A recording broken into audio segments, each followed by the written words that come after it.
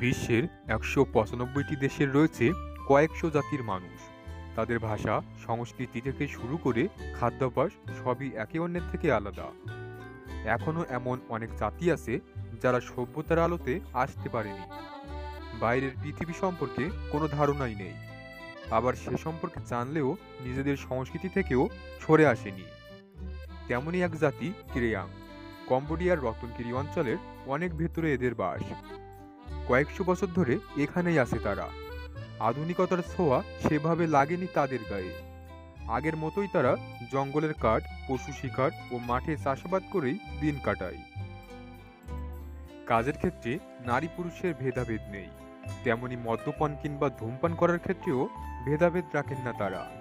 তবে সবচেয়ে মজার ব্যাপার হচ্ছে, এই উপজাতির নারীরা প্রেমিক খোঁজেন হাটে গিয়ে। এখানে প্রেম যৌনতায় নেই কোনো বাধা।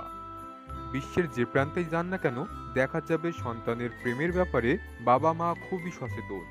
সারাক্ষণ চোখে চোখে রাখেন সন্তানদের। আর ক্রিয়াং উপজাতির বাবা মায়েরা সন্তানদের প্রেমে কোনো বাধাই দেন না, বরং তাদের লিভ টুগেদারের অনুমতিও দেন। এখানেই শেষ নয়, পছন্দের সঙ্গীর সঙ্গে সময় কাটাতে আলাদা ঘরও বানিয়ে দেন। কম্বোডিয়ার ক্রেং প্রজাতি তাদের সমাজকে তৈরি করেছে এভাবেই। ক্রিয়াংদের বাস কম্বোডিয়ার উত্তর পূর্বের একটি দ্বীপ অঞ্চলে। এই গ্রাম পরিচিত প্রেমের গ্রাম নামেই। প্রযুক্তি ও আধুনিকতা থেকে বহু দূরে থাকা এই গ্রামের বাইরের দুনিয়ায় কি চলছে তা নিয়ে এতটুকুও মাথা ব্যথা নেই। এই গ্রামে নেই বিদ্যুৎ, নেই কোনো প্রযুক্তির ব্যবহার। এখানে কেউ জানে না কোথায় কি হচ্ছে, কে কি করছে। তারা তাদের নিজেদের নিয়েই ব্যস্ত। ক্রিয়াং উপজাতিরা প্রেম বা লিভ টুগেদারের বিষয়ে পশ্চিমা দেশগুলোর চেয়েও বেশি অগ্রগামী। সামাজিক নিয়মের তোয়াক্কা না করে প্রেম করা এবং সঙ্গীর সঙ্গে লিভ ইন করার অবাধ স্বাধীনতা রয়েছে এই গ্রামে, কেননা এটাই গ্রামের আইন। মেয়েরা ঋতুমতী হলেই মা বাবা তাকে সঙ্গী বাছাইয়ের স্বাধীনতা দেন। অন্যদিকে প্রাপ্তবয়স্ক হলেই সঙ্গী খোঁজার ছাড়পত্র পায় ছেলেরাও।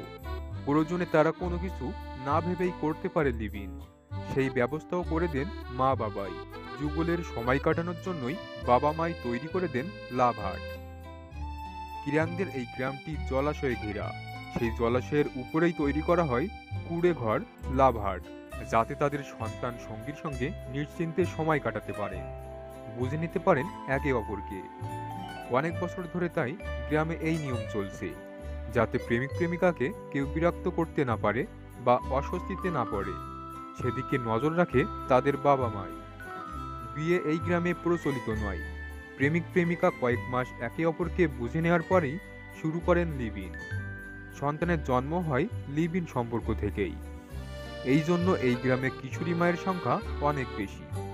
সেখানে গেলেই দেখা মেলে কিশোরী মেয়েদের কোলে ছোট বাচ্চা, সঙ্গে হয়তো আরও একটা।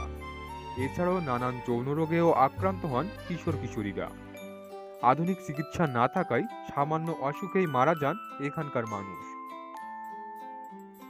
এখনও তারা তাদের আদি রীতি অনুযায়ী জঙ্গলের ঘাসপাতা দিয়েই চিকিৎসা করেন। ২০১১ সালে মেরি ক্লেয়ারের একটি দল গিয়েছিল কম্বোডিয়ার ক্রেং উপজাতিদের গ্রামে।